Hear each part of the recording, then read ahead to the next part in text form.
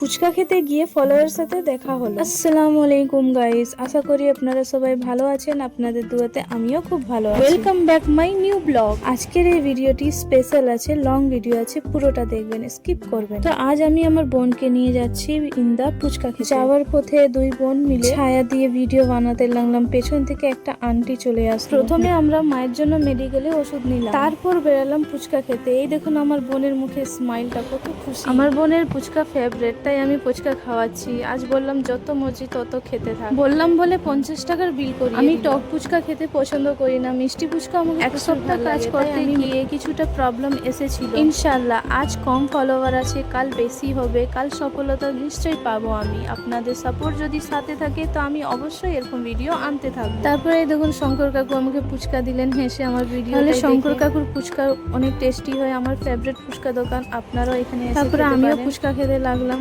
রোজার ইফতারির পর যখন ফুচকাটা খাওয়া হচ্ছে এতদিন পর, খুব আনন্দ লাগছে। এই দেখুন আমার বোন আমাকে নজর দিচ্ছিল, তাই আমি নজরের জন্য দুটো ফুচকা দিয়ে দিলাম। তারপরে আমি ইন্দাটাকে একটু ভালো করে আপনাদেরকে ভিডিও করে দেখাতে লাগলাম। তখন যে আমার বোনের বদমাশি স্টার্ট হলো ভিডিওর মাঝখানে, দেখুন ছাপটা মেরে। তারপর ফুচকাটা নিয়ে টাকা দিয়ে বাড়ি ফিরতে লাগলাম। আমরা বাড়ি আসতে লাগলাম। বাড়ি ফেরার পথে দেখুন আমার বোনের বদমাশি, কুকুরকে দেখে আবার আমি আমার মাকে ফুচকা। আজকের জন্য এতটাই। যদি আমার ভিডিওটা ভালো লাগে তাহলে লাইক, কমেন্ট, শেয়ার করে দেখা হবে নেক্সট ভিডিওতে। ওকে।